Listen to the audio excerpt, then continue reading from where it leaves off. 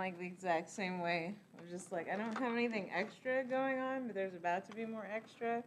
And I finished grading for now. But then it's like, oh, because then, you know, it's like a couple, you know, in a few weeks, it's going to be, you know, finals and then paper stuff and then final, final exam and then the lab practicum, which I'm actually kind of curious about the lab practicum. I know that probably it's going to be really beneficial to have all the labs on you because it's going to, is there anything going to be like, say, any specific numbers that for the lab practicum that I am going to have to read with the labs? Probably not like the specific numbers, but something you might have to do would be like, let's just take last week's lab, right? What if you got dummy data for that? Would you know how to use Excel, plot it, do all that, like that sort of thing? Okay. Because yeah, I know when I was, because I was doing, you know, right at the end of college when I was doing like lab practicum, there was like some very specific numbers, I think, at times where it's like I was supposed to know this from my lab, and I'm like, yeah, I if won't. I didn't have my lab on me, I won't do that. Okay. You just, yeah. The only difficult thing would be like if you didn't know the equation, but you could ideally get that from a book, worst case. That's good. Can I ask you some questions about last week's lab? Maybe. Because I feel very not so confident on my data in part 2. So I worked this out. These values to me seem very off. And So did you get an equation from Excel? No. I tried to solve it myself and just find the slope. I would probably put it in Excel just because that's going to be way less painful. Okay. Than like trying to come up with. Yeah, well, once you get it in Excel, then it should be more evident whether that's really what you got or not. Okay. Yeah, I guess I just wanted to make sure my initial data seemed okay. The right units and stuff and the right. Yeah, and it follows a trend. Yeah, it seems like the right value. Yeah, I omitted trial 4 and I got kind of like this line. Yeah, that's why I would still just like make Excel do it. Make an Excel plot and. Yeah, because then that can fit it better and give you the R squared, and then obviously don't force it through 0, 0, but just see where it goes through. Okay, because when I tried to calculate it just by doing like 2 points and getting that slope, like I get this value for Km, which cannot be right, like I feel, because Km should be in like thousands, not a decimal.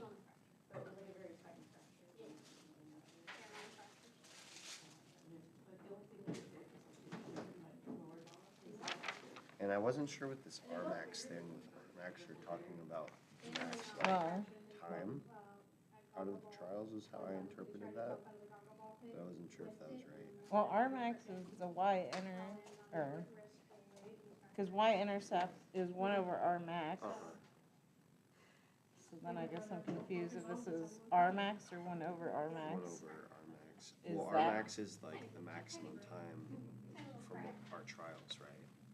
Or do I have that messed up? Well, it should be the y-intercept. Okay. So I just need to plug this stuff into Excel to get these values rather than try and do it by hand like I did. That'll at least help. Yeah.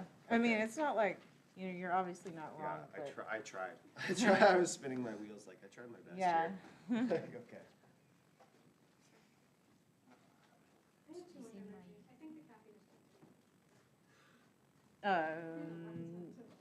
Do you have an Excel graph? Or yeah, an Excel.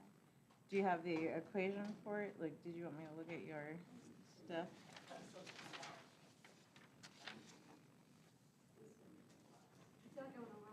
So what did you get from Excel? Or, like, what's your equation? I'm not sure, but I just plug in the data, and the Excel graph it for me. Yeah. Yeah, so do you have like an Excel graph somewhere? No, but on my computer, on my laptop only. Yeah, so it's on your laptop? I don't bring it. Oh. But you don't have the formula written? Yeah, no, actually I was just using these, data instead of the equation. Yeah, well, I guess I'm confused what you want me to look at right now. I just wanna know that, does it look, Yeah, but I was likely? just curious what your equation was, cause that's what I was trying to look at to finish all that. Oh, so we're supposed to write an equation? Yeah, cause you wanna have like your line equations, your best fit line, and then you could go from there. Okay, I guess I would. But go back and we finish. could also talk after class. Yeah. Alright, thank you. So, am I good to work on this and then turn it in like next Yeah. Tuesday? Yeah. Yeah, cause we could talk once you plot it into Excel too.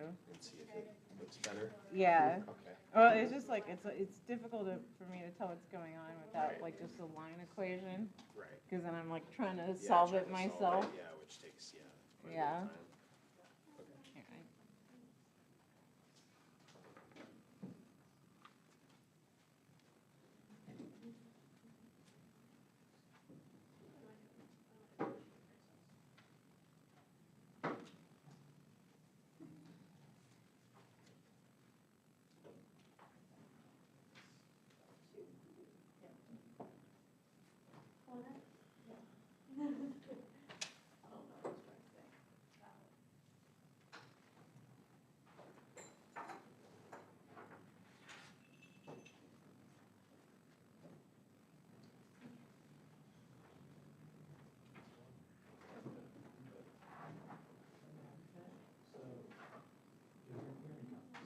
Yep. No, I haven't. So I was trying to go through that one, I'm like,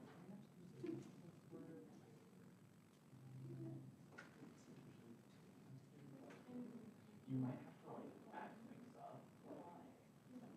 It's an integral, what's just that's kind of what we did for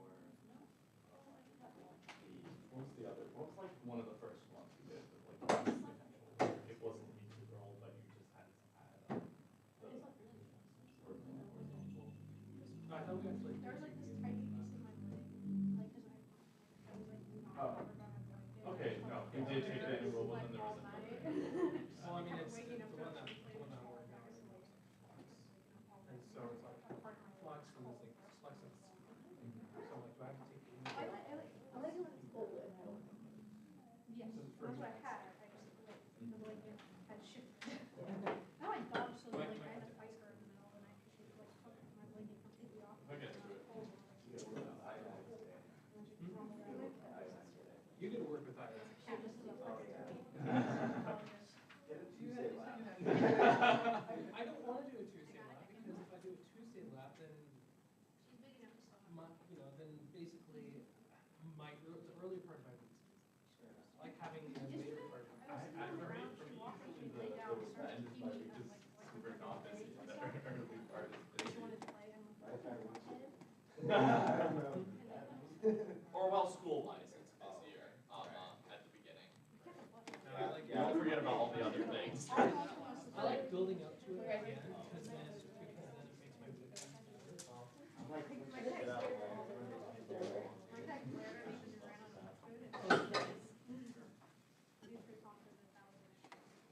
it makes my week easier. Also, technically speaking, the later labs have either more time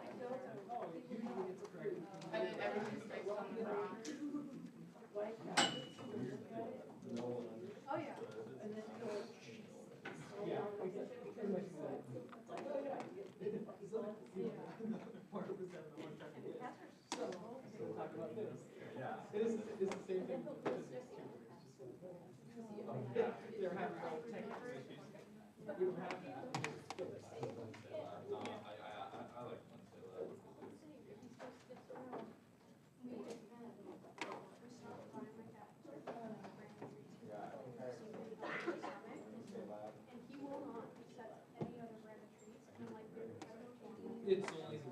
Yeah. I'm not feeding you, Okay. it's gonna make you sick.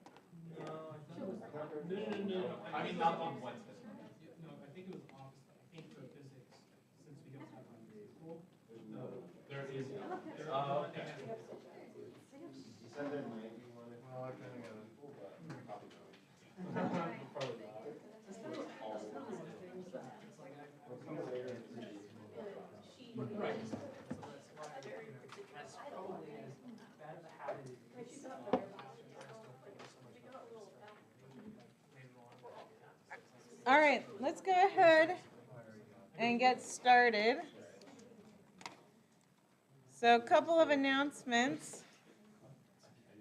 I'm looking for volunteers.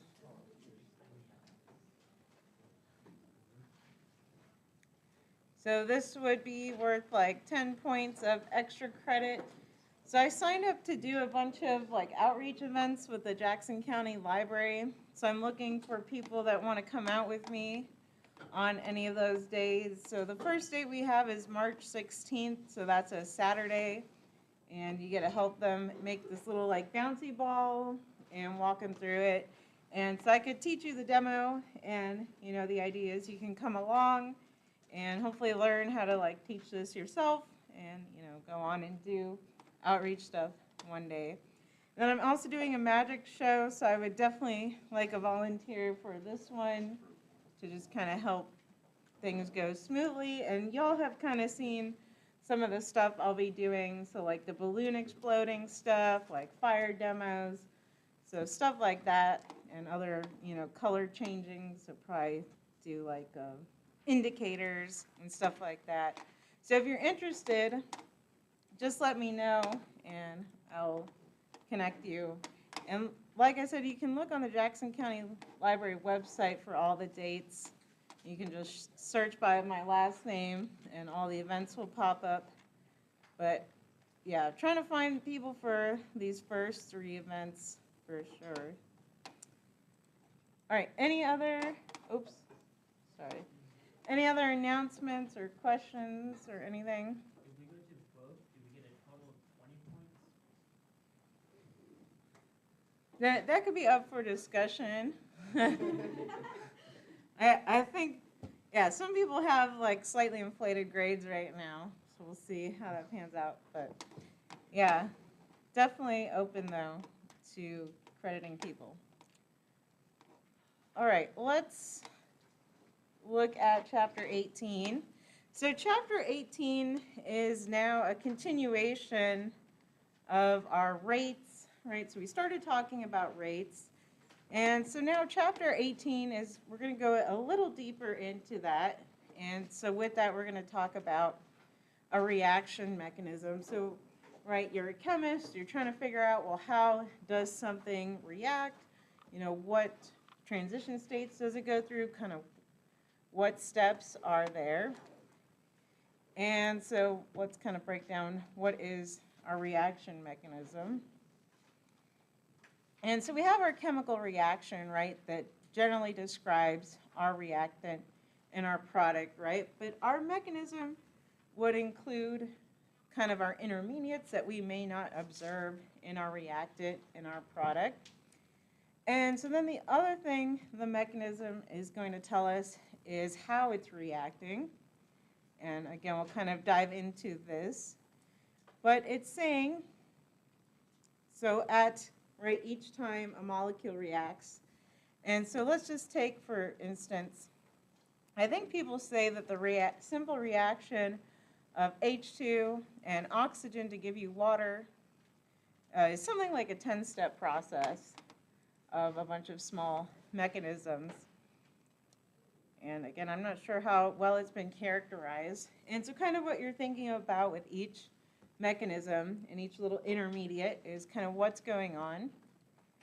And then it makes a statement here that you have the probability of more than 3 molecules colliding at the same instance with the proper orientation and sufficient energy is to overcome the energy barrier is negligible. So now what we're saying is, okay, even, in our reaction soup, we're just talking about with each little step, right? It's probably just two molecules coming together. It could even be unimolecular of it just disassociating or something. But you'll probably never see more than 3 interacting. So 3 is pretty rare. That's what it's saying, right? So the probability of 3 things coming together, and it mentions orientation, because things have to be oriented, right? You have 2 sides to the molecule, so they could collide and nothing could happen, because maybe it's on the wrong side. And so we're never going to see more than 3. So that's just the setup there. And so then it's saying, again, most reactions occur in kind of these more mini reactions that we're trying to, again, break down and study to figure out how we got from our reactants to our products. And so just being able to describe then the series of these reactions that occur to produce our overall observed reaction, again, what we've been previously talking about is reactants, products. So all of that is our reaction mechanism. And so again, right, it's until we start studying it, we don't know how many steps are in this reaction mechanism. And, depending what your research topics are, maybe some of you have seen a little bit of that, where they try to break down the reaction mechanism of each step. And, again, it depends what you can observe, and we would have to get kind of deep into the papers of how this works. And so then if we know the rate law, though, which we said, right, we can observe, then the rate law of our reaction will help us understand the sequence of reactions in our mechanism, and we'll also kind of put with this our rate limiting step, which we're getting to in this chapter. And so let's look at this example here. And so we're used to looking at this overall reaction. So we're looking at hydrogen plus 2 equivalents of iodo-chloride give us hydrochloric acid and iodine. And so then it breaks it down into the mechanism. So here it is a 2-step mechanism, so 2 processes. And so now it says, right, these reactions are elementary steps, so meaning we can't break them down into any smaller steps. And that the molecules interact directly in this manner, right? So this is our mechanism. And so let's point out something else. So what do you notice? So let's scroll back up for a second. What do you notice about your mechanism versus your overall reaction? Do you kind of see something?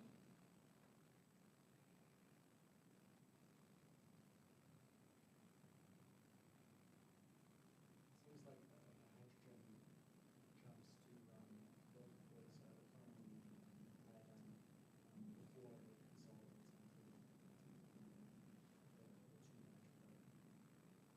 So I'll repeat that for the chat. So we notice that looks like the hydrogen goes to both the chlorine and the iodide. So we make this what we'll define as our intermediate, right? And so this is a good observation. So that's what you want to do when you're kind of looking at this reaction mechanism, is where are our intermediates? And so we can see, right, our intermediates are just our, right, kind of temporary products that are later consumed and not in the final product. So right, nowhere is there HI in our overall equation, but it is there in our mechanism. And so now I'll just scroll down to our definition here. So there they've just highlighted it again for us so we can see that, right, it was produced in step 1, so it's our product, and then it's used as a reactant in step 2 and consumed. And again, right, that makes it an intermediate. So here's the official definition. So anything produced as a product in your early mechanism and then later consumed. So that's interesting. So let's just keep that in mind. And so again, we'll of course be looking at how to write out our rates.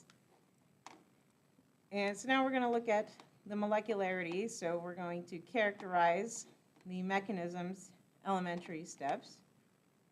And so we said the number of reactant particles in an elementary step is called its molecularity.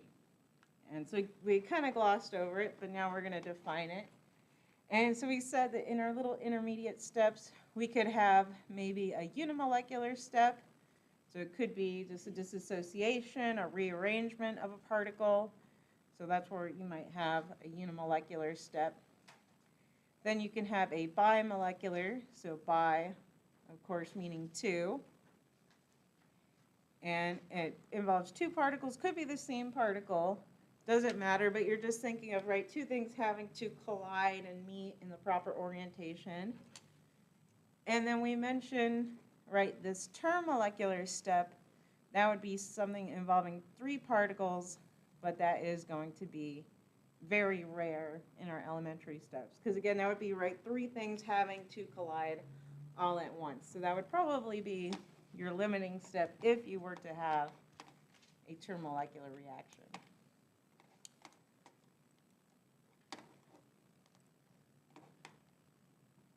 People still writing this down. I don't want to move too fast.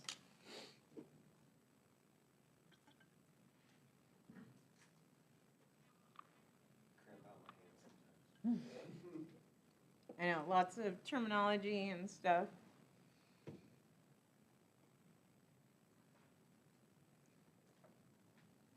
And I did post the live link. I was a little slow this morning, but it is up there to the notebook.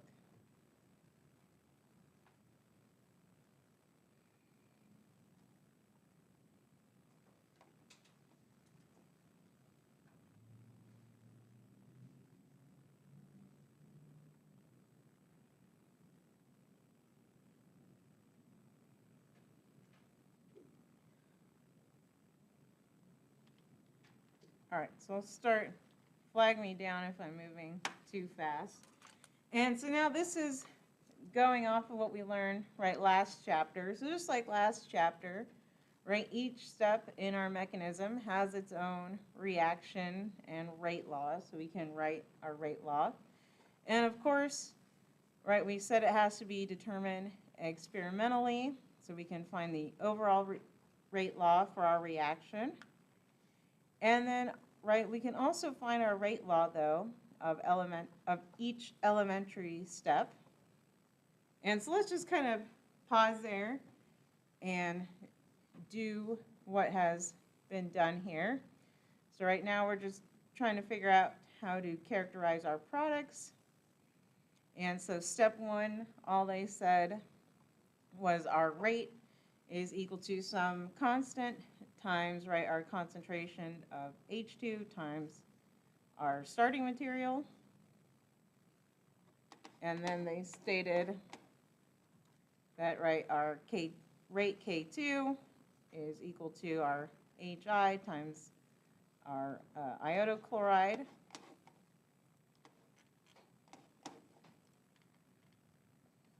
And so then we can write our rate law. So for each elementary step, and these are all our different combinations. So if it's just unimolecular, right, the rate is dependent on A to the 1 power.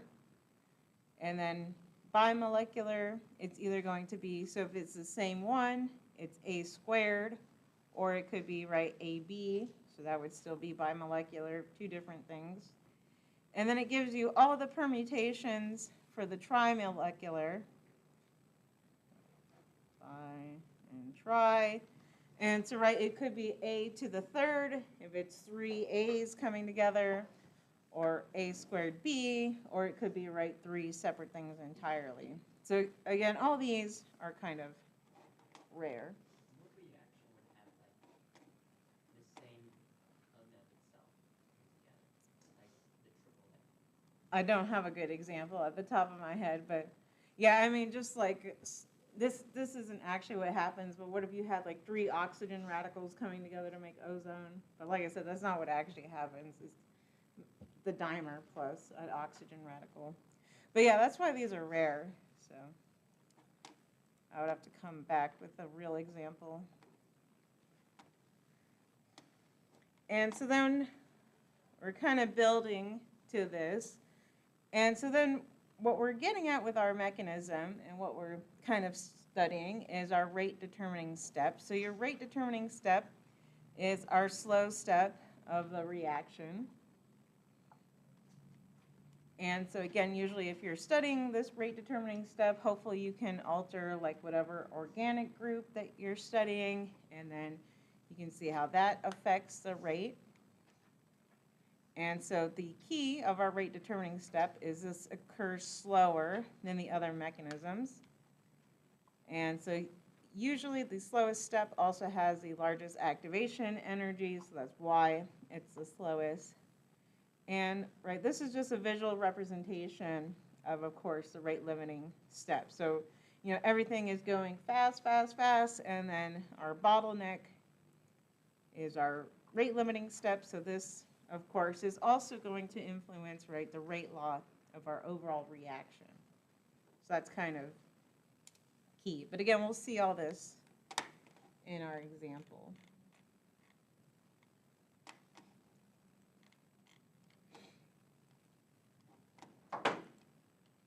And so now we're looking at this.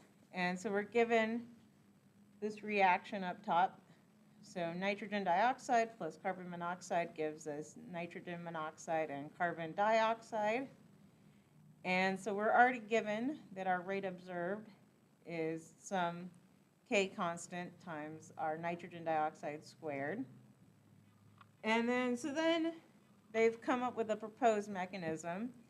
And so part of what you're going to be doing is looking at your proposed mechanism and seeing, well, does it match with this data? And so let's see if that's true, and let's break this down. And so this is, again, our proposed mechanism. So we have, looks like 2 equivalents of NO2 coming together to make our intermediate, so NO3 here. So you can see our intermediates. And so they propose for our first step is some sort of K1 times NO2 squared. And then our second step is, of course, just our NO3 times CO. And this is fast, so it doesn't matter. And so they're saying if this one is slow with our rate limiting step, well, let's see. And so let's start validating. So they said that the first step is slower because of its large activation energy. And so again, they said it was the slowest step. And then so what's key is the rate law of the first step is also the same as the rate law of the overall reaction. And so right, this part doesn't matter, so this part occurs quickly, so our rate is just determined by our rate limiting step. And so again, consistent with our overall observed.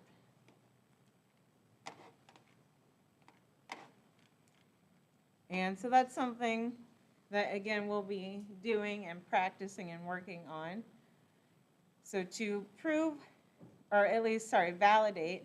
So it's difficult to absolutely like prove a mechanism, right? You can only kind of go off of your experimental data, what you observe with your rate, how you can influence that rate, again, by doing different labeling experiments.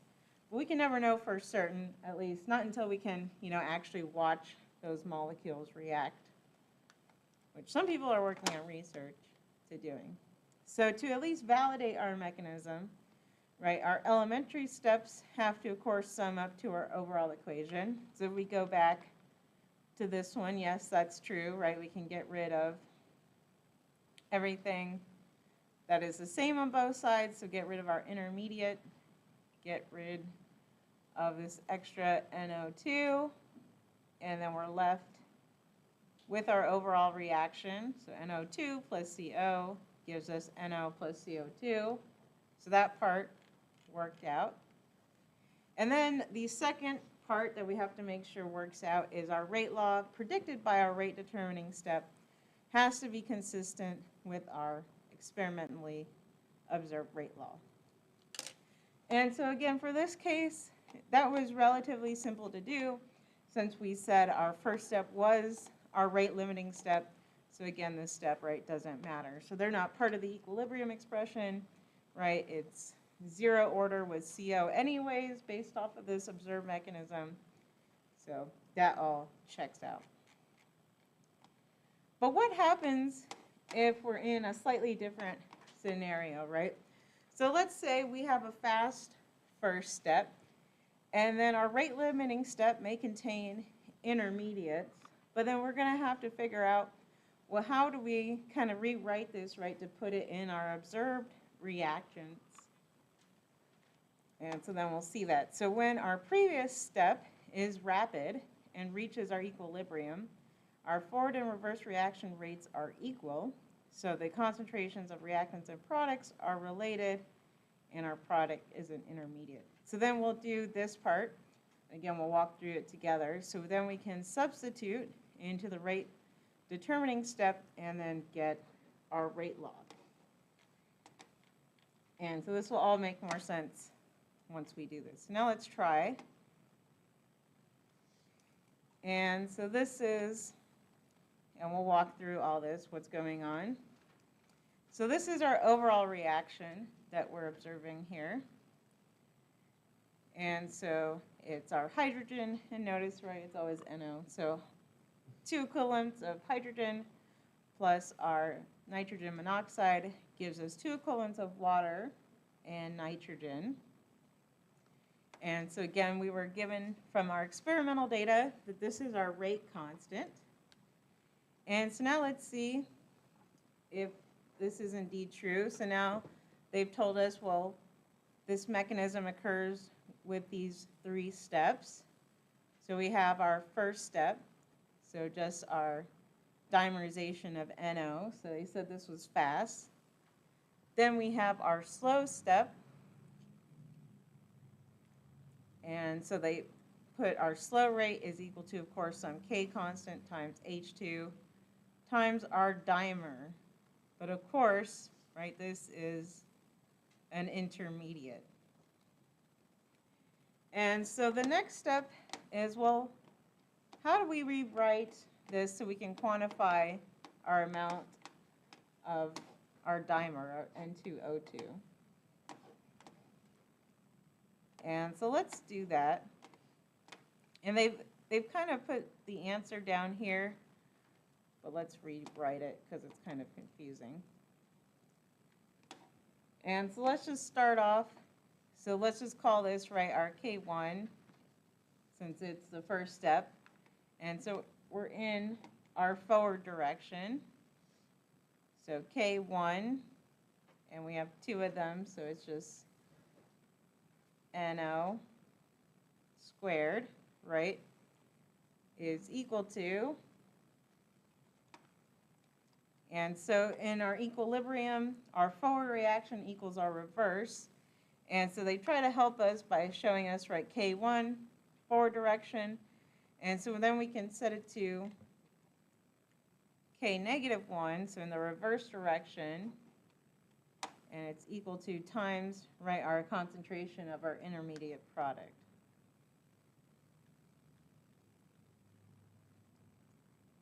All right, so we have that written. So notice it's written there as well, but again, just rewriting it so we all know where it comes from.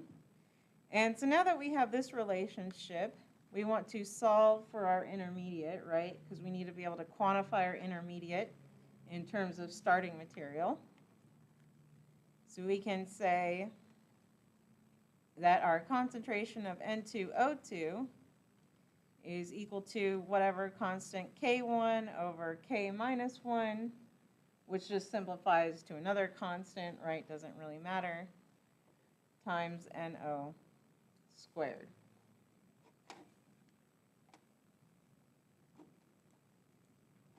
So then, right, we're here.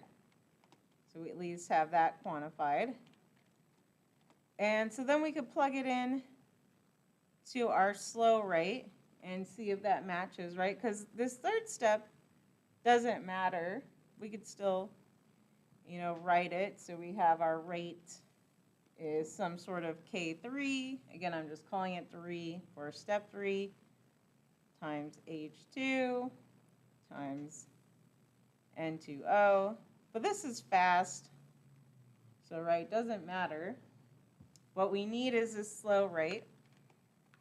And so let's plug it into our slow. So I'm just rewriting.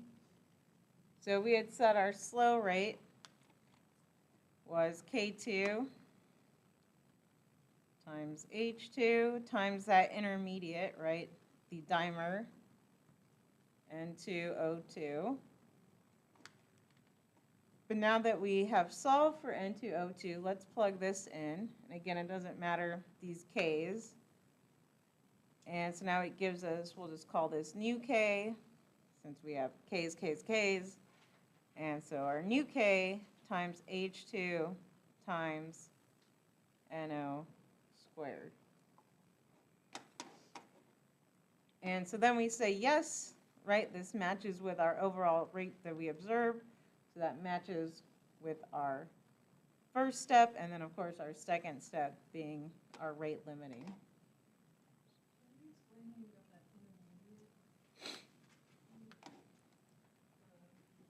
So the N2O2. So we had this expression, right? The slow rate, so the slow rate equals K2 times H2 times N2O2. And then did you see what we did? So then what we did is we had to quantify, right, the N2O2 in terms of NO. So then we had, so this is from step 1, right? You got this relationship. So our NO appearance, right, in our forward direction. Yeah, so then so then you just divide to solve for that. And then, right, the K's don't matter since we don't have any numbers, so we just call this new K and times NO squared. So then we've just verified that yes, this seems to match. And then of course, right, you want to double check that the overall equation adds up as well, so cancel everything. That's the same on both sides. So N2O, N2O. And so that does add up appropriately. So 2 equivalents of NO, 2 equivalents of H2, give you 2 waters, and N2 back out. All right, so let's try another one.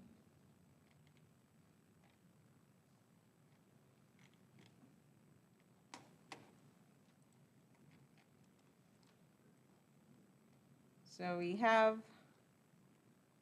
our reaction here. And I think I need to give you some information.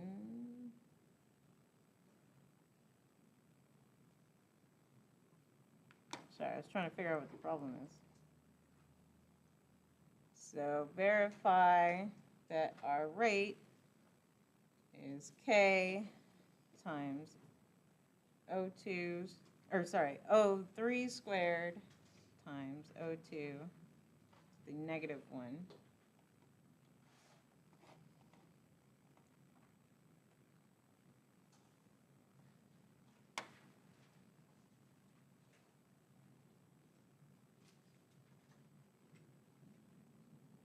I should add to this, determine overall reaction.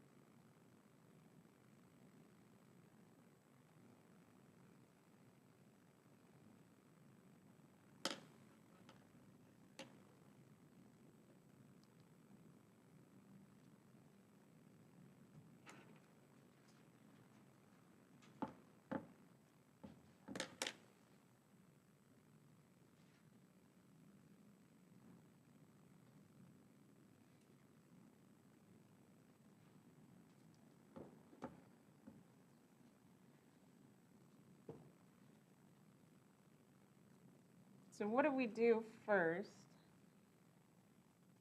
Find the right rule for the slow part of the reaction. So if we do the slow part, so our slow part is something, and I'll just call it, so do we get K2 times ozone times oxygen? So I see thumbs up. And so what's the problem with this step? So we have an intermediate, so we can't just leave that. So how do we get rid of that intermediate? What can we do? Use the first rule to substitute it in for something that's So let's do that. So let's take our fast step. So I'll just start our K1 in our forward direction is equal to our ozone, and that's going to equal to K -1, so reverse direction, times O2 times our oxygen, or oxygen radical intermediate. And so then I'll just divide. And so now we just get nu K, because we don't know what K is, times ozone over O2. And so then we could substitute this into this equation. So now substitute. So now, again, doesn't matter what our K is. So then K times, it looks like ozone squared, times O2 to the -1, or over O2. So you could have kept it.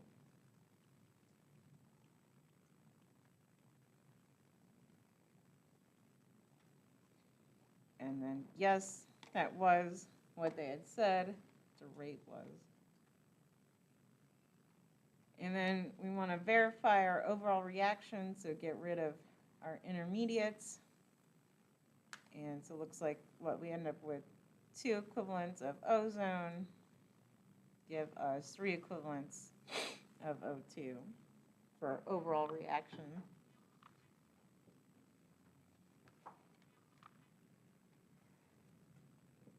Questions on this and how to do the substitution step? Seems fairly straightforward.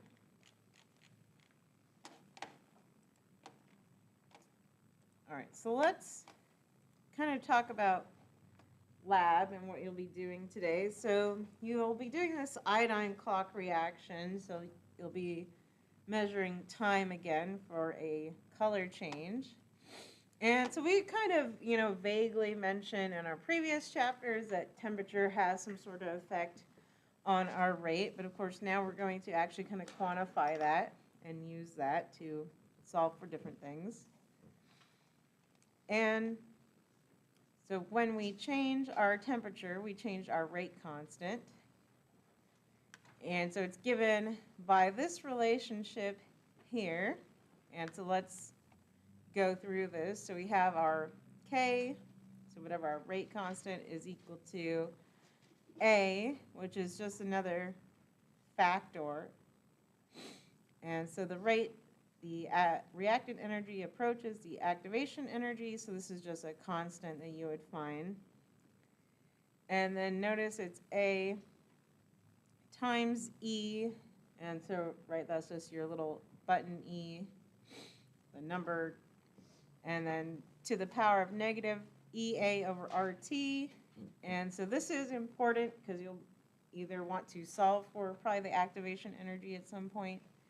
And so T is obviously temperature in kelvins, so that's about what we expect. R, so notice R is our different gas constant associated with joules, so it's the 8.314. Again, now we're in joules, Kelvin, moles.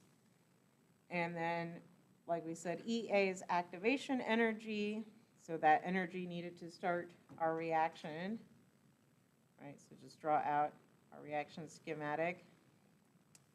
So our activation energy, so that will be cool that we can actually quantify that.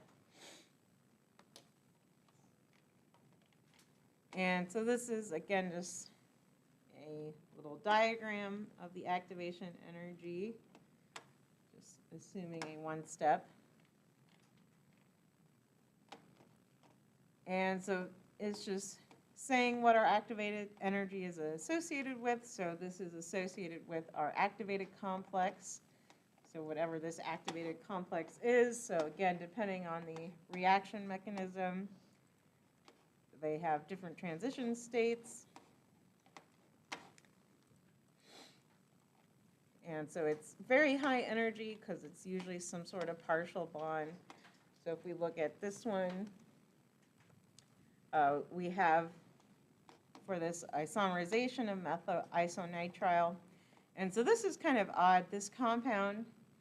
And right, this should remind us kind of CO. And you could even draw the Lewis dot structure. So let's see, what does this look like? Probably a strange number of electrons. So 4 plus 5, sorry, I can't do math.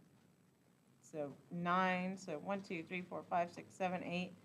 And we have some weird like radicals, so it's a weird species. And so it's saying that this thing can attach at either the nitrogen or the carbon. And so it does this weird transition state where it's sidebound here. And actually you can have compounds that are sidebound, so it's kind of interesting. So I'm just pulling up other intermediates. So for example, if you go on to OChem, you'll probably talk about this SN1 and SN2 mechanisms.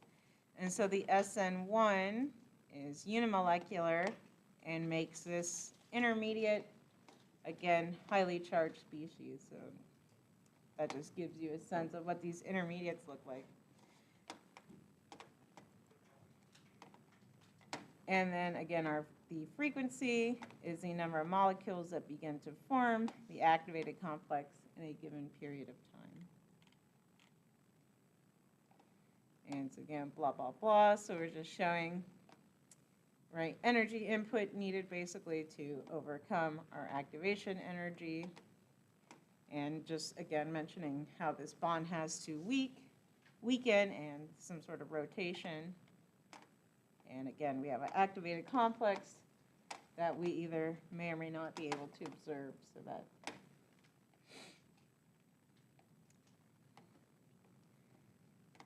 And so again, we'll have our equation. So we have our exponential factor is our Arrhenius number. So it just represents our fraction of reactant molecules with sufficient energy to overcome our barrier.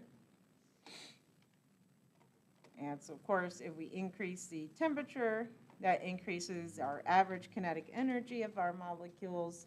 And as we've kind of stated before, right, increasing the temperature means increased collisions, more productive collisions, right? And we mentioned, of course, those collisions having the appropriate energy.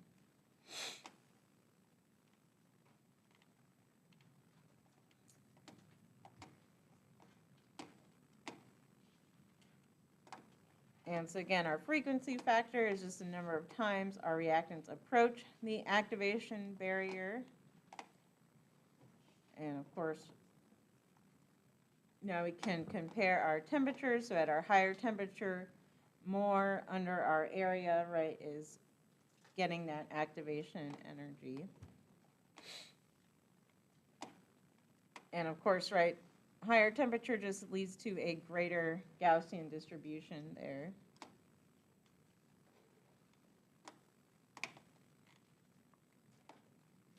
And so other things that are useful. And so this is somewhat useful, but we'll look at a better form of this equation. And so again, you'll do this in lab. So you can rearrange this equation to give it in this form. And so this would be good if you needed a line in this form. And so I think this is actually at least pretty similar to what we did in lab. And so we have this equation gives us our form y equals our mx plus b, of course, and then this would be our y-intercept. And in this case, they're plotting 1 over time, or 1 over temperature, my bad, in Kelvin.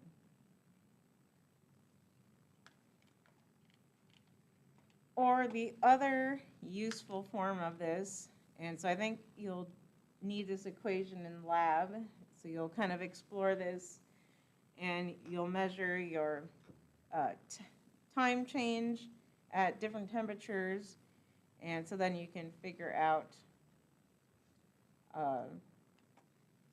your activation energy from this equation. So then you have, right, your natural log of your rate, K2 over K1 is equal to your activation energy over R times 1 over T1 minus 1 over T2. And so R should be the 8.314.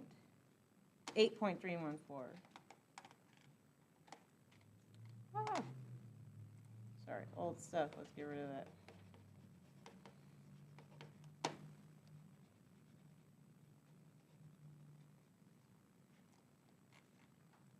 Oops.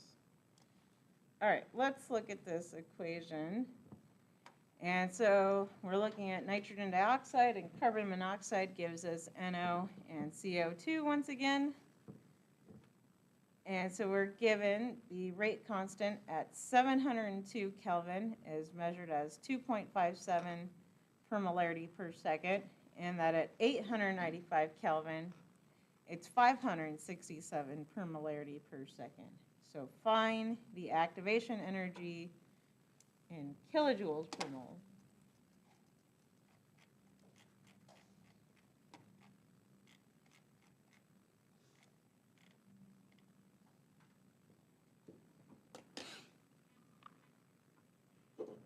And if you need me to scroll back up to the equation, I can.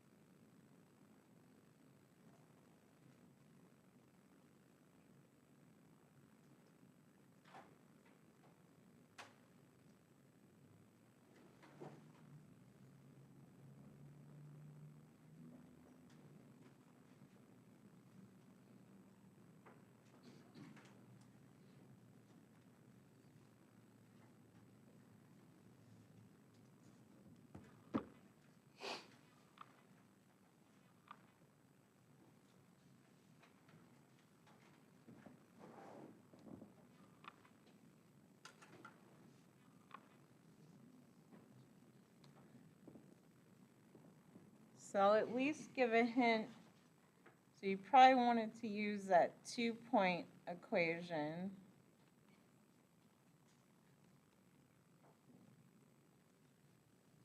And then they gave us everything in Kelvin, so that was kind of nice. I'll give people another maybe a minute or so to continue plugging and punching.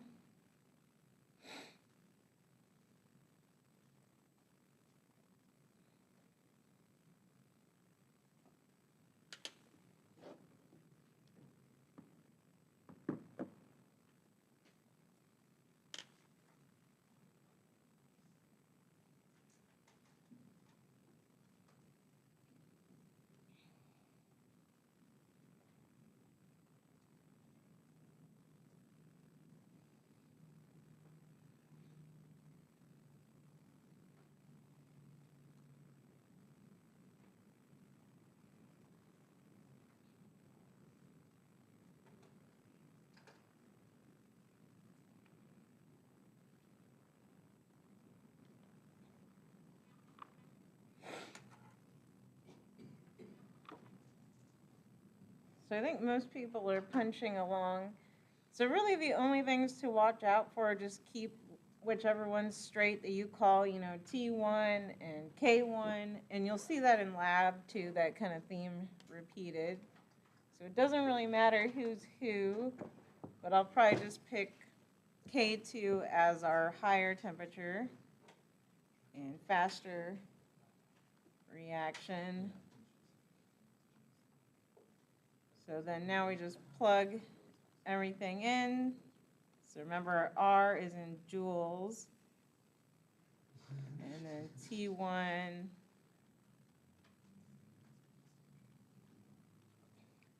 So do people, you can shout out answers at me while I pull up a calculator.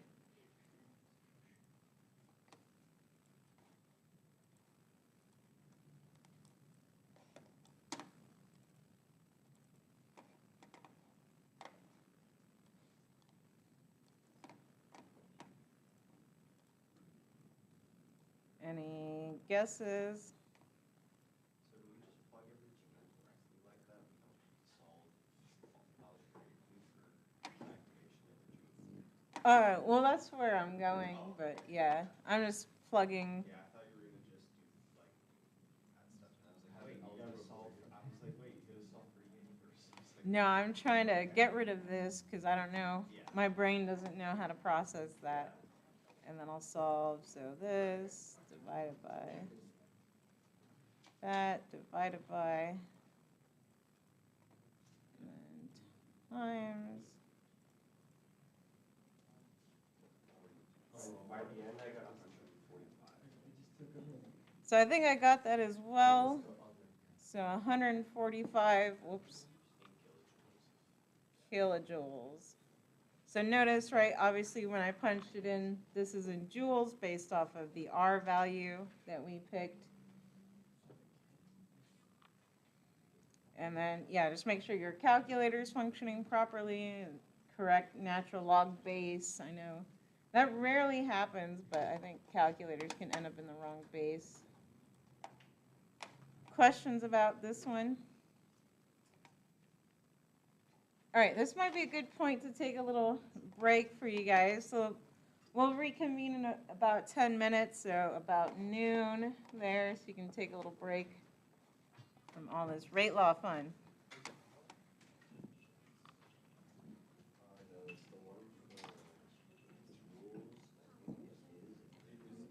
One of the gas constants.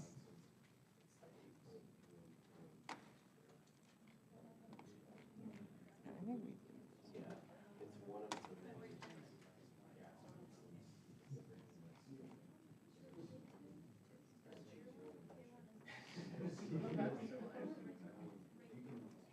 That's what I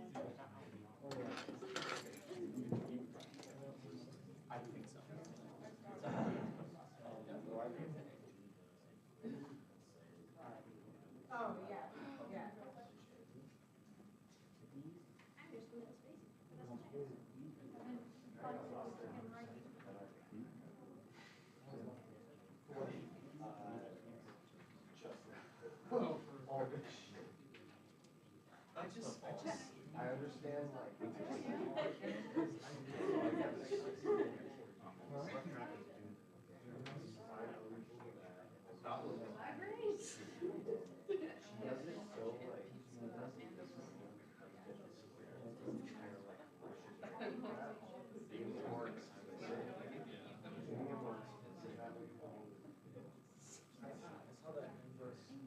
Do Dusty's thing.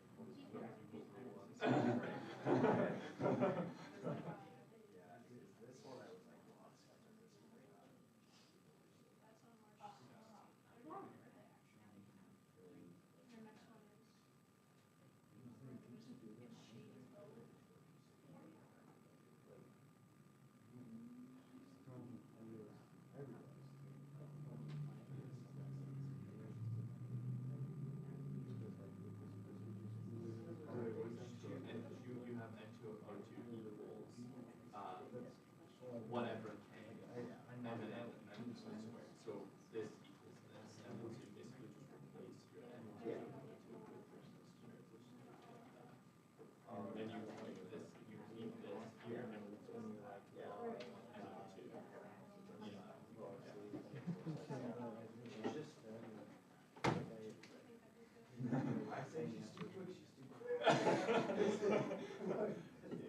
I never figured it out. I was just sitting here staring at it like, okay, how do I figure this out? Yeah, I figured it out before. Because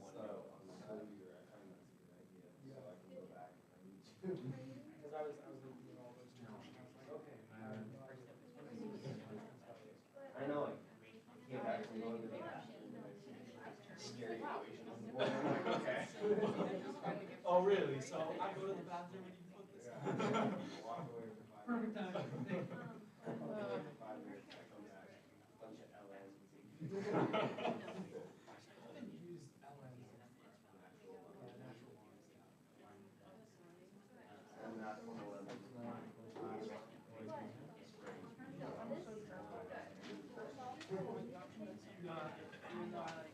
I haven't talked to pretty much anyone everywhere you go. Yeah. We're doing Calc 2.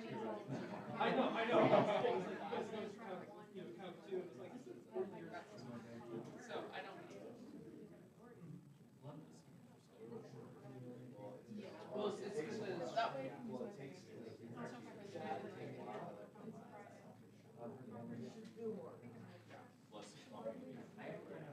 looking at the equation.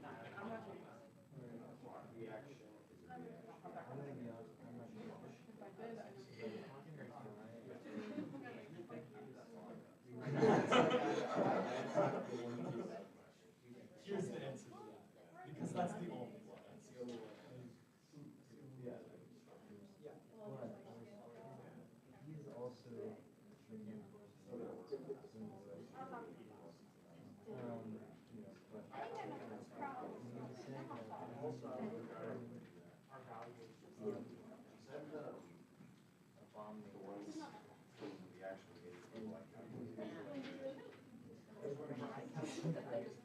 I don't know what kind of chemistry and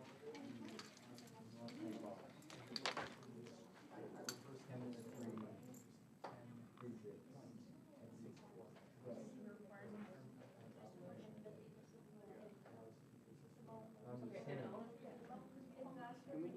This is another example we're gonna do. So I'm just saying, what do you mean?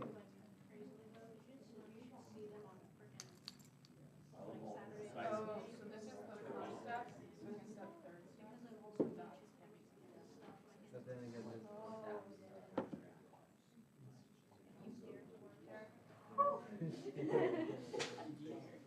You just subtract, yours is to subtract the O2 right to the other side. But would that just make it the O2 negative?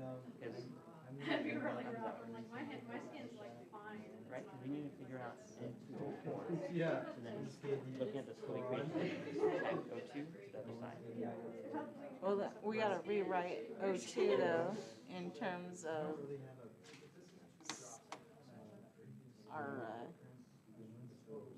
our, well, I guess we need to rewrite, sorry, N2O4, because, yeah, we have O2. So so that's fine. Right, because your slow step would be K2 times N2O4 times O2. But then you gotta rewrite this in terms of that one. So you would just divide by O2, because in the rate constant, it would be multiplying, right? Because you divide by O2 to both sides, so you get N2O4 amount, right? Are you talking about the slow step? Yeah, because N2O4s are intermediate, right? Yeah, but I would rewrite N2O4 though in terms of the NO2, or sorry, NO, right? Because oxygen's part of that reaction. Oh, so you could just plug in. Because you need to solve for the intermediate there. So wouldn't you, for the fast equation, you would replace N2O4 as 2NO2 times O2 to negative 1, right? Well, this just becomes NO though. Like I would just replace it as NO squared. Oh. Yeah, because you could set it to write NO2 over oxygen, but that doesn't quite help you because you're trying to figure out the rate law.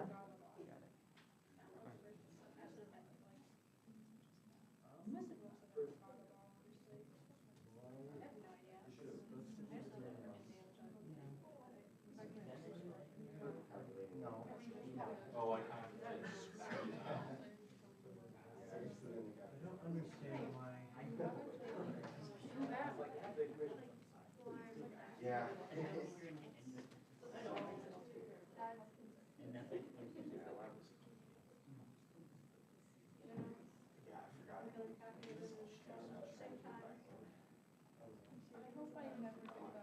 Like the graph.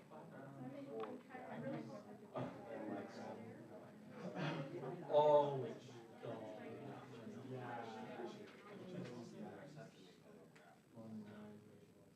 Linear regression. that's like a word. I'm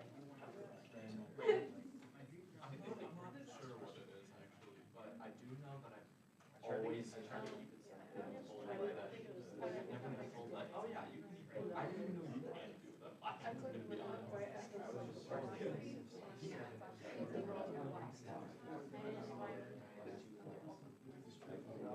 Kind of have to use the house space out of the test. Like I legitimately So what did you just take the average of all the foods?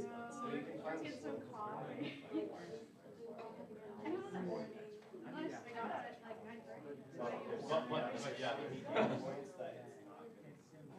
You can be vibing. I really hope it Yeah, because I've only ever seen pizza.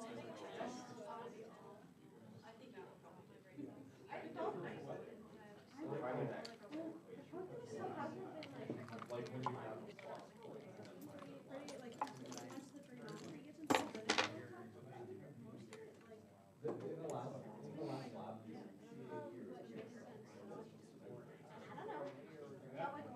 felt like a lot of the questions were like fell off. Talking about the fact that I like felt really comfortable on my exam. oh, by hand. Okay. So start looking at this problem. So it wasn't.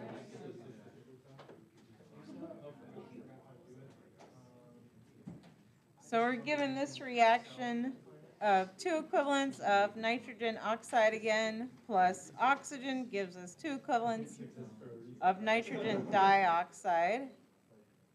And so it says that this is the rate law experimentally, so see if that matches with this proposed mechanism there. So verify that, and then we'll go over.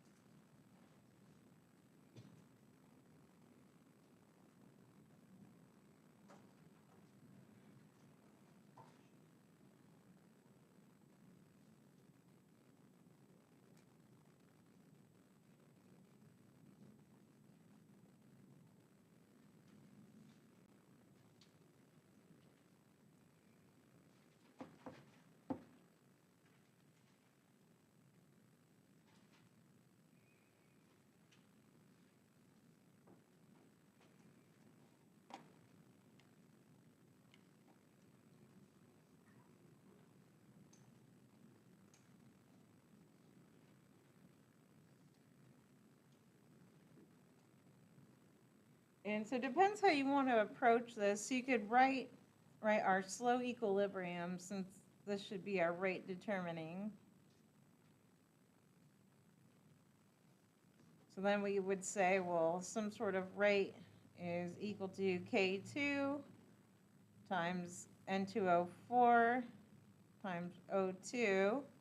Well, what's the problem with this expression?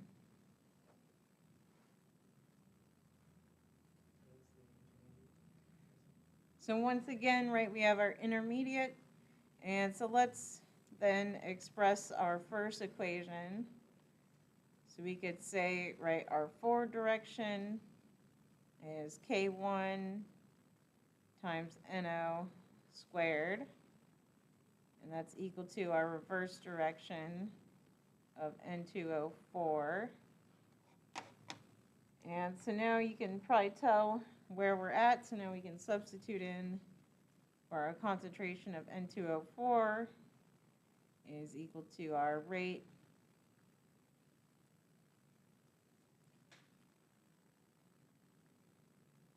times NO squared. And then, of course, so I should put, not that that matters, right, just K. And then resubstitute this back into K2.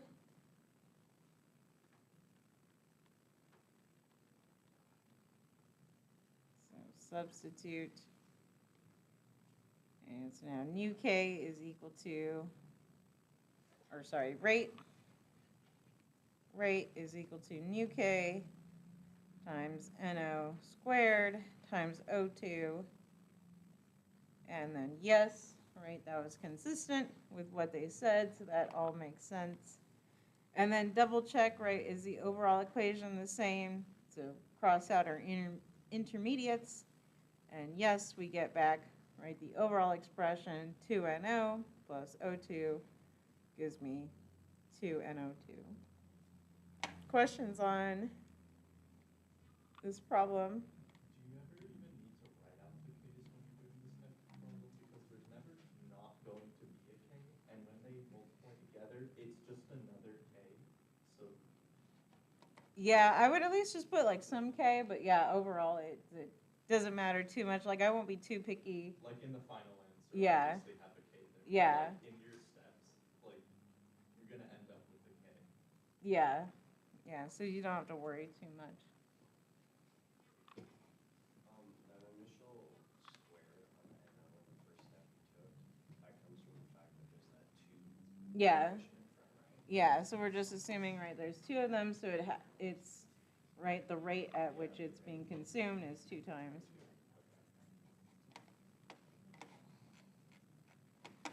All right, so we already did this one. So these were the words that went to my loan problem. So let's keep moving. So now we can talk about catalysts, at least a little bit more about catalysts. And so catalysts are substances that affect the rate of the reaction without being consumed. And so they usually work by providing a whole new mechanism or a new pathway. And so it works since it has a lower activation energy. And so we can at least just kind of compare this. So our mechanism without a catalyst, so our ozone reacting with an oxygen radical is fairly slow versus a catalyzed mechanism. So it can be catalyzed by a chlorine radical.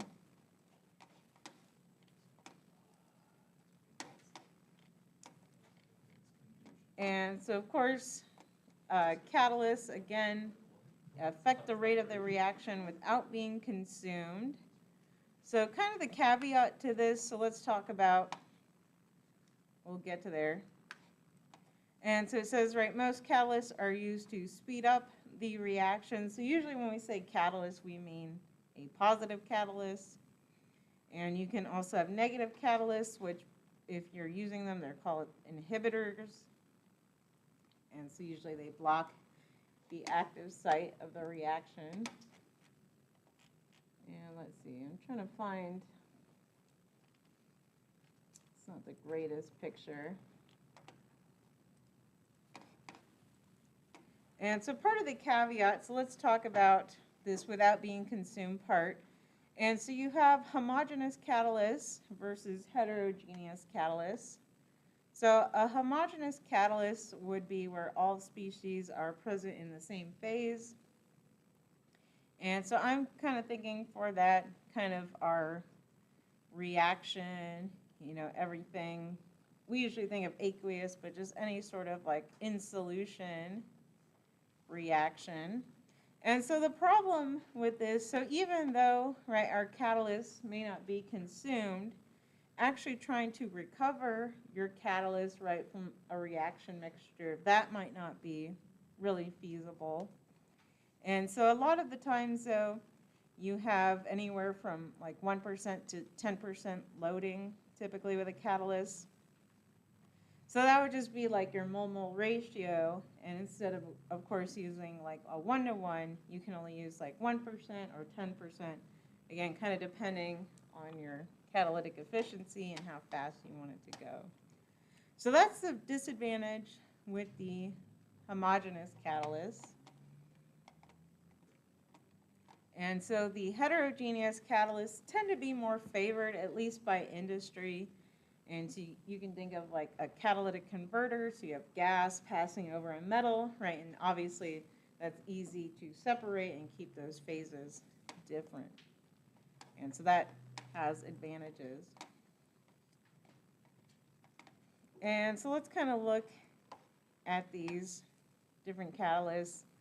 And so again, they all have the same principle of somehow they're holding a reactant in place, again, in general, with a proper orientation. And so that starts looking into the mechanism of these catalysts. And so again, right, showing this catalytic converter. So let's look at some other catalysts. So actually, let's just look up what is a Grubbs catalyst. So the Grubbs catalysts, they're these famous catalysts that do olefin metathesis. And so they basically look like this, so some sort of metal with some substituents on there. But kind of what we want to take away is, so it said, right, that again, they hold them in a different way or make a new pathway. And so let's look at how it does that. And let's see, this is the example of a mechanism, so our catalytic cycle. And so now they've kind of just abbreviated the catalyst with our M here. And so, right, ignore all the other ligands. And so you can kind of see this catalytic transformation. So you're going to split these two R's essentially and pair them with something new. And so again, we're just appreciating the pathway, so we don't need to know the mechanism, but we just see, right, it's able to provide a new pathway since this metal is binding with what we're interested in, so it goes through a completely different pathway. So that's kind of cool. And So what, it changes the elementary steps in a way that makes the activation energy lower overall? yeah, exactly, since it's able to add to the metal, so the metal being able to do that oxidative addition, and then it can do reductive elimination. So that's the power of those metal catalysts. So it can do that addition, reduction, elimination, and do that. And yeah, by being able to add, that does completely change the mechanism. So, and yeah, it makes it able to happen. So that's pretty cool. And you could go down the rabbit hole of these Grubbs catalysts. So then they were modified and made even better, more efficient. And I think you can purchase some of these as well now. They're like commercially available. So that's kind of cool. So blah, blah, blah. And so again, it's more illustrating the difference between a homogeneous, again, homogeneous, they would all be in the same phase. I usually think of solution chemistry, so they could also be all in the gas phase, versus, again, your heterogeneous catalyst in different phase. So we're looking at like a solid catalyst with some sort of gas maybe being passed over. again, advantageous for industry if you're able to do that. And so we can also do these hydrogenation reactions, so they often take place either like palladium catalyzed or platinum catalyzed. And so again, they can just absorb onto our surface for our heterogeneous catalysts. And then notice how we started with the double bond, and then it adds hydrogen across in this hydrogenation reaction.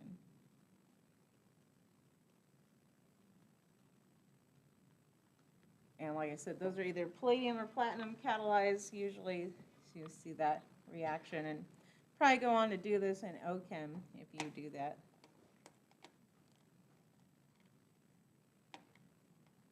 And then you can appreciate the different steps of our catalyst. So of course, adsorption, first it's just absorbed into our metal surface. Again, there has to be some sort of pocket or little binding site for our substituents, so for our hydrogen and our ethene to bind on the surface.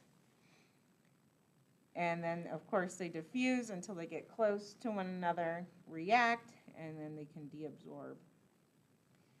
And again, these are good topics for research papers and looking to see how they quantify the active site if they can and how it binds.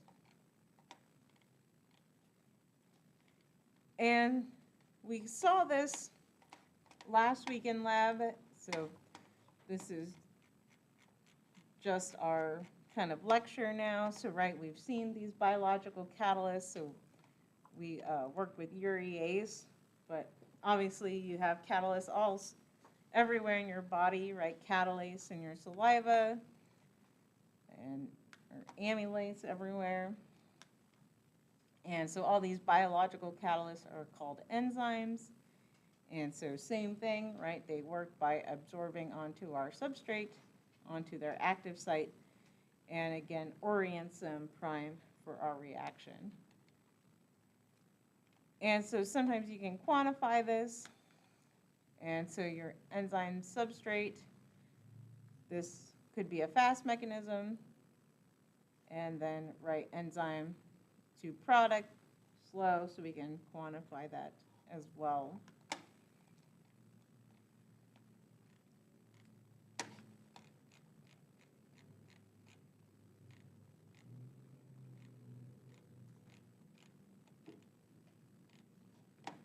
Let's see.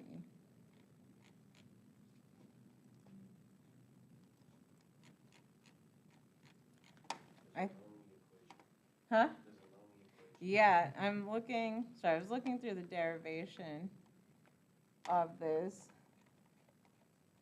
because I think this is the back part. Sorry, let me pull up your lab manual, because this might go with your labs. I don't remember if it's your kinetics 1 or kinetics 2 lab.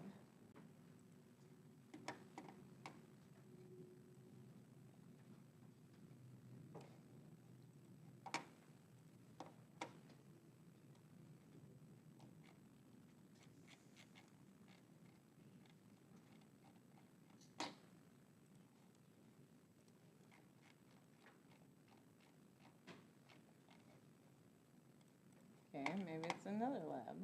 Sorry.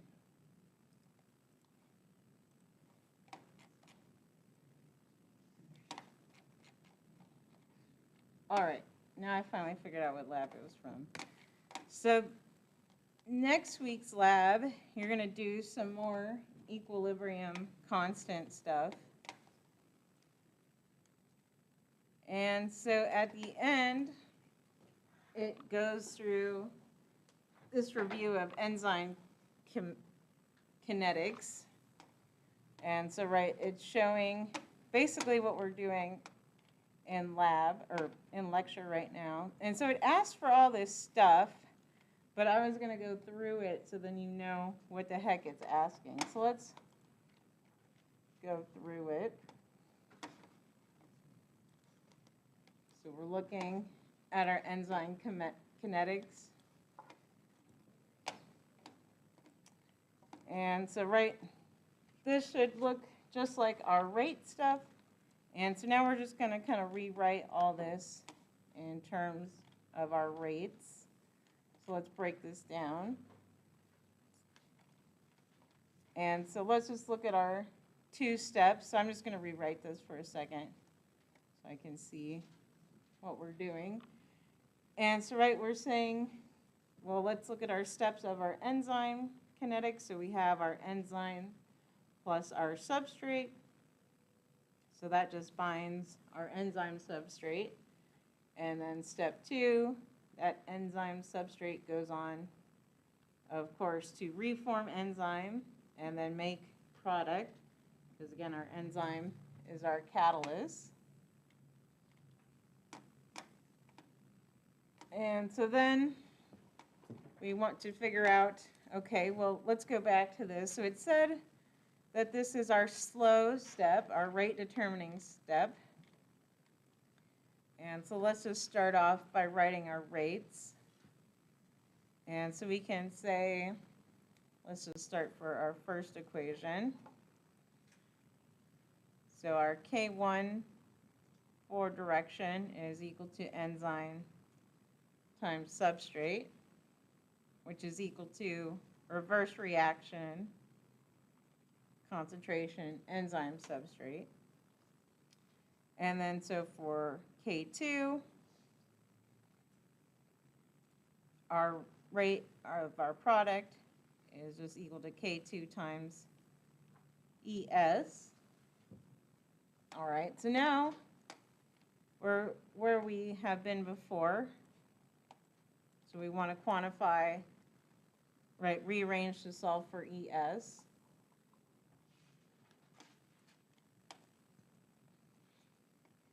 And so let's,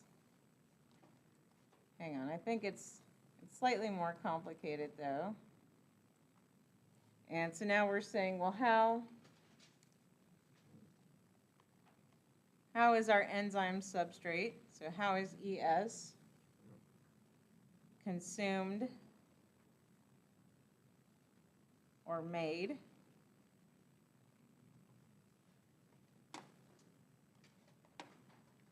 And so it's broken down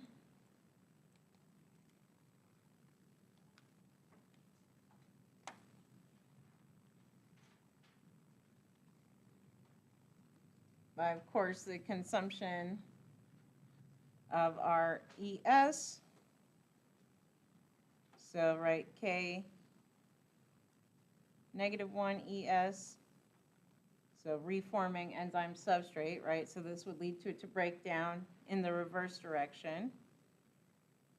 And it also breaks down, when it consumes and makes product.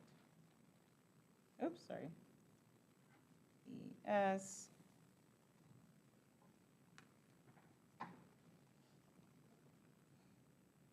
And then, so then this gives us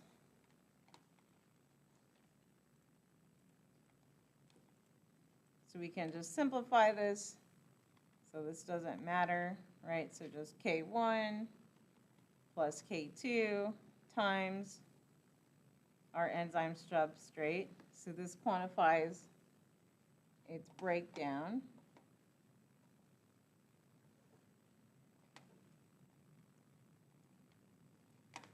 And so now we're at where we were before.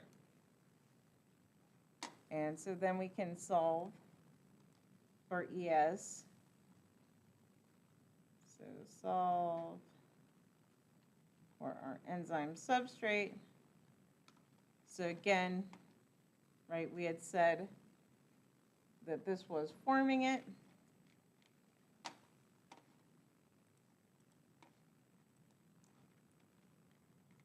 And so now we can solve for our 2 equations.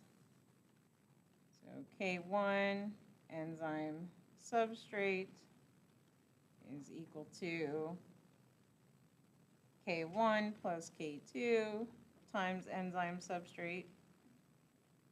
So now just rearranging for our enzyme substrate concentration, we get this expression.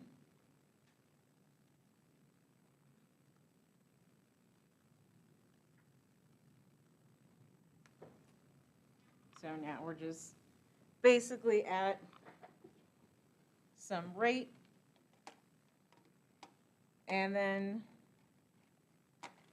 we're trying to put it in terms of km, right? But km doesn't really matter in this case because we have all our k's. So km, right, is just the same as k negative 1 plus k2 over k1. Doesn't matter.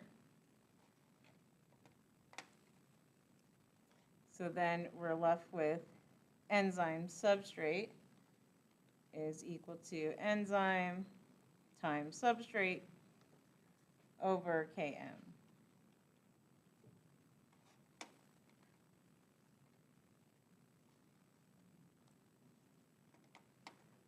So now we're here.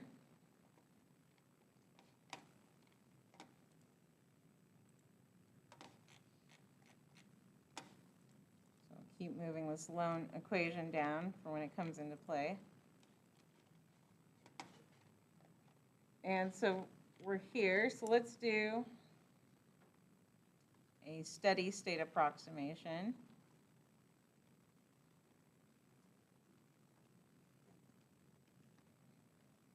So our enzyme at any point in time is equal to, right, our enzyme at some point in t minus however much, right, is complexed.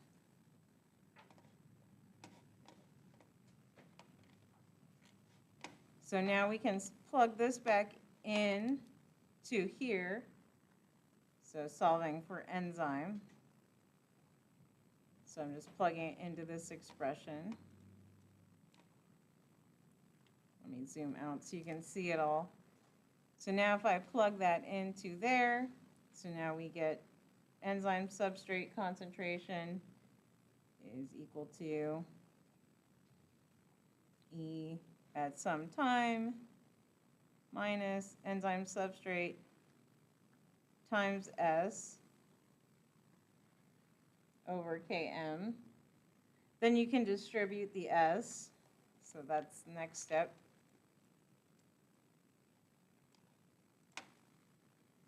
So now enzyme substrate is equal to enzyme amount at T times S minus complex enzyme substrate times S over Km.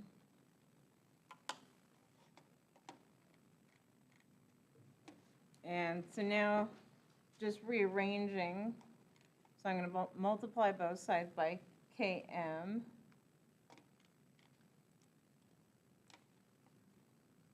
So now I just have Km times our expression is equal to everything on top.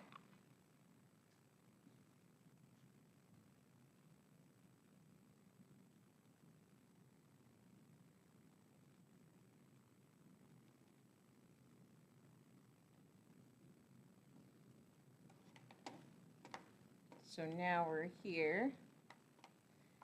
And so then we can pull out our enzyme substrate. So divide by ES, enzyme substrate, or pull it out. So what I would do, so I'd write this out. So we have, hang on, I think I've screwed up something. Before I wanted to do that, sorry, this gets long. Let's move this over to the other side first. So Km times ES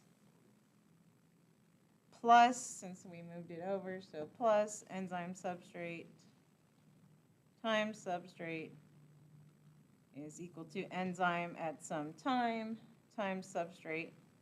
Sorry, so now once we're here, now let's pull out ES.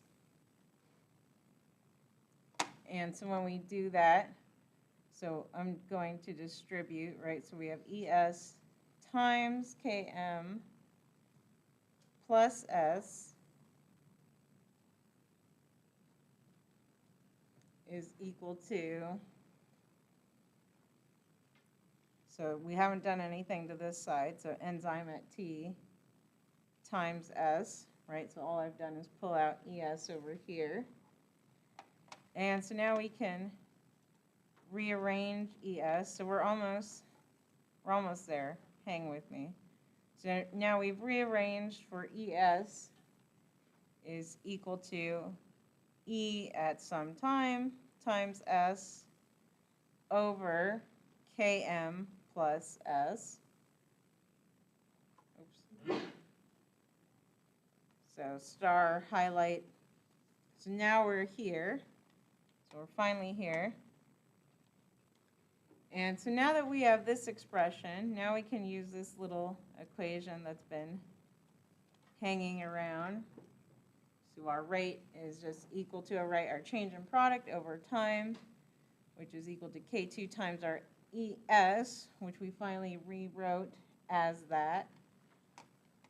So quantifying that. I believe you're right. So yeah, we'll get there. Oops.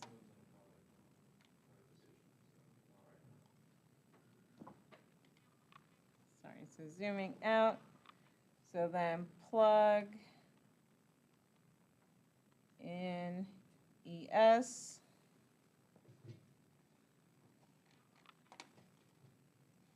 This comes out later. So now we have, so now I'm just writing right now, R is equal to, so K2 times ES, which I already forgot what we had said. So which was E enzyme at T times substrate over Km plus S. And so you can make kind of this approximation. So you can assume that S is much, much greater than Km, so your substrate. And so then that gets rid of Km there.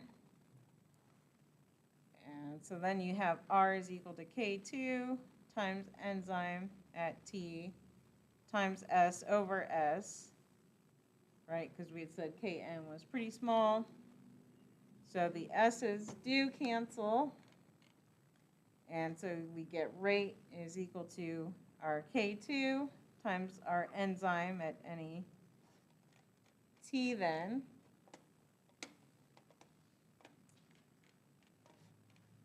And so that means, right, we could solve for our max would then, so K2 times ET, which would mean that our R max is equal to S plus RKM, which, oh, I lost my equation, which gets us back to this equation here of 18.32 there.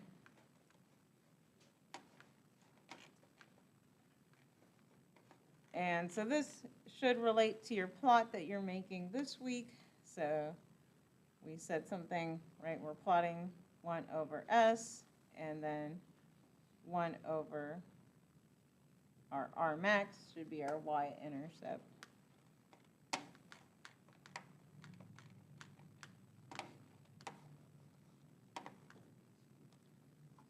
All right, so lengthy, but you can copy that for your answer for your next week's post lab.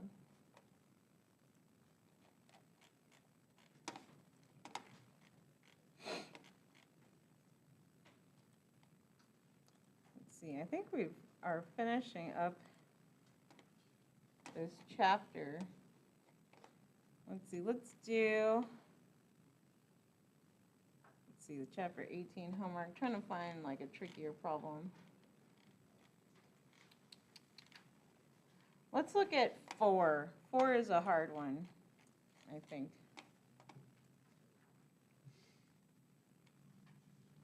So hydrochloric acid reacts with propene in the gas phase according to this reaction. And it said the measured rate law is negative D.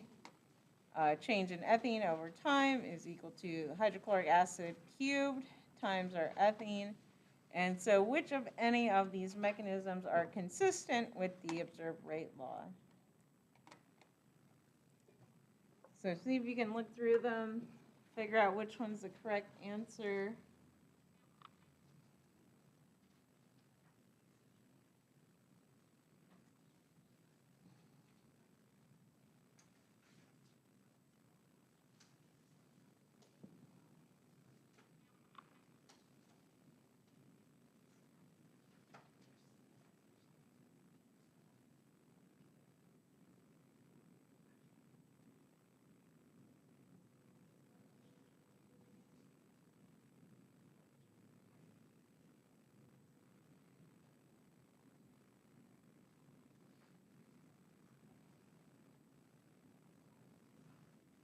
Why does propane have a little equal sign? Yeah, this is a double bond.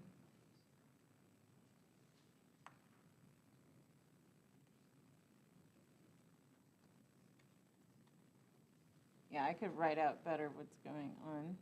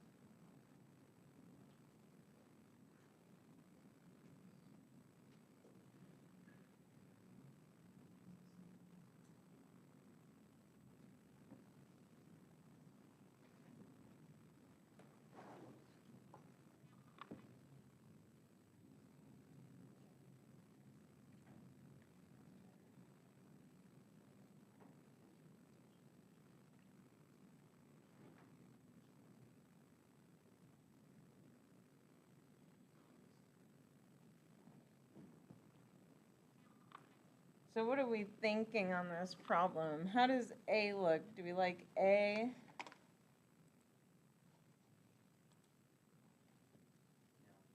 No? What, any reasoning or what's wrong with it or? I think that's the answer I got. I'm pretty sure I'm wrong. Well, let's walk through it, right? So let's start with the slow step. So we're trying to see if it matches this one. Okay, the slow step. So then, right, our rate, and I'm just going to call it K2 because it's the second step. So then it would be H times this propene. I'm going to write propene. And then, okay, well, obviously H is an intermediate. Well, then H is equal to, right, HCl squared. So this doesn't look too promising, right? So we have some sort of rate law So forward direction would be HCl squared is equal to K negative 1 H times HCl2, and then we could rearrange. But so far I'm not feeling too great about this, right? I don't think it's going to match, because at least we're going to get an HCl squared, but then we still have to figure this out. So I don't like it. What about, The fast step comes after the slow step. Does it have the same thing where you can reverse it or no? yeah, so you could still reverse it. It would just be, it's just fast and it comes after. So usually, like, I don't think it'd be that relevant. We could keep, Do all of the fast steps you can do the reverse thing on? yeah, Okay. yeah. So everything you can do the reverse thing on, like, including the slow steps, right? It's just for the fast steps, we're trying to solve it for It's the just intermediate. only really matters for the fast steps. Yeah. So what about B? How did that look? Was that any more promising when we started playing with it? So we could look at our slow step, and, well, this is funny. So we can at least say, well, our rate is H2Cl2 times, I'm just going to put the star for the radical. Okay, well, that's not too useful, but let's go back. Well, what's our radical then? So our K2 in our negative direction of radical is equal to, right, HCl times propene, which is now my double bond. So let's try that, at least substituting. So now I'm at K3. So we still have to figure out H2Cl2, but then I have this times HCl times propene, okay. And so now let's substitute in for this. So K negative 1 of H2Cl2 is equal to K1 HCl squared. So I'm starting to feel better about this. So again, K's don't matter, so I can substitute. So now I have HCl squared times HCl times propene. So I think this matches, right? So that would give us HCl cubed times propene. So I like B. B is the one I like. Let's just look at C and see how it looks. So now we're given, let me switch colors so it's slightly less convoluted. So let's see, we have our slow step is given by this thing. So this intermediate, so this starts getting annoying. So now we have to quantify. So let's substitute, start substituting things in. So right, H2Cl times, I don't even know what to call this. I'm calling this A. So that's our slow step. And so let's just play around with it a little bit more. And so I can at least substitute this in pretty readily. So it gives us H plus HCl times A. But I'm already starting to lose hope on this one. So now we have to quantify this in terms of these two and our hydrogen as well. But we can kind of see, right, it's not really promising. And so we can continue, oops. So HCl times blah is equal to K negative 1, H times this.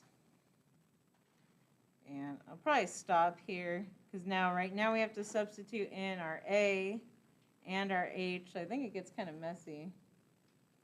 But we can already tell, right, this is not our answer. Do we feel okay with this one?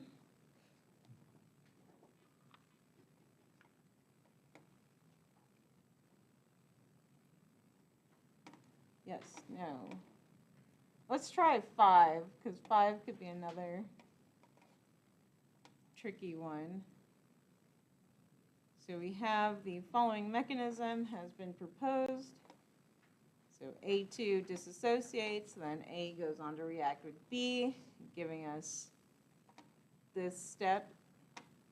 So A plus B plus C D gives us AC plus BD. So see if you can write the overall equation and write a rate law.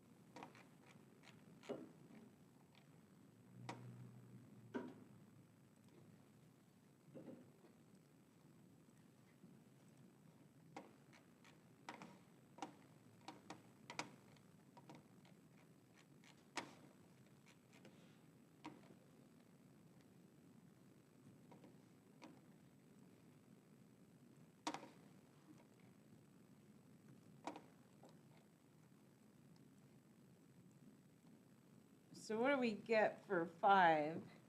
What do we have to do to write our balanced equation?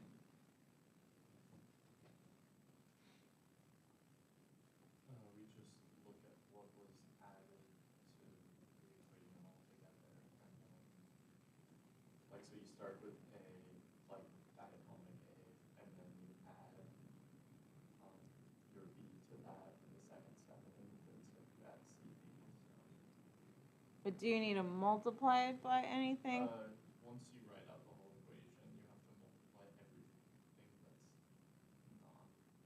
that's not a diatomic A. So did everyone follow? So we need to multiply by 2 since we have A2 gives us 2A, right? So they just have A and A. But then once we go on to this next step, right, it only shows A, but we need 2A. So I would multiply this times 2, and then if we do this times 2, then that gives us 2AB. So then we have to do this times 2 as well. So that's the first trick. So I'll just rewrite it. So A2 plus, oh man, I already screwed up. A2 gives us 2A. That means 2A plus 2B gives us 2AB. And then 2AB plus 2CD gives us 2AC plus 2BD. And then let's see, so what cancels out? So the 2A's do, and that cancels. Okay, I think that's all. So then we should get A2 plus 2B plus 2CD gives us 2AC plus 2BD for our overall equation.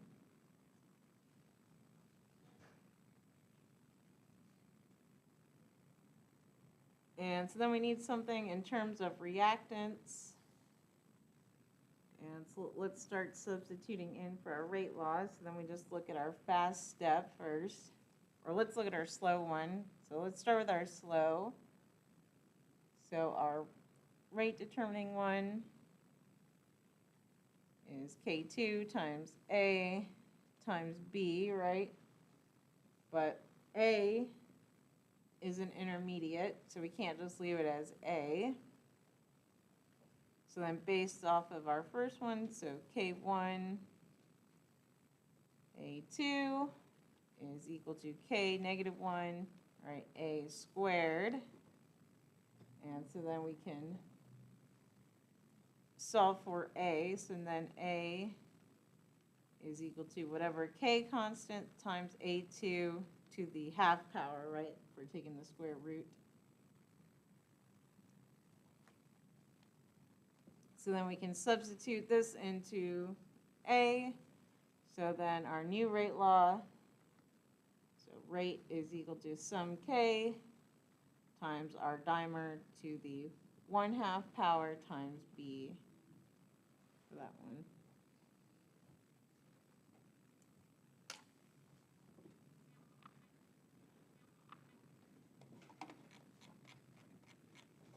All right, that's probably a good place to stop for now. So Wednesday or Thursday, we'll do more practice problems. Just keep practicing with this. And then if anybody wanted to take the quiz today, the chapter 17 quiz, you are more than welcome to do so. All right, so come ask me for help. I know people are having issues with the Excel part of last week's lab, but once you throw it into Excel and get an equation, then bug me for help. And then otherwise, I'll see you in lab.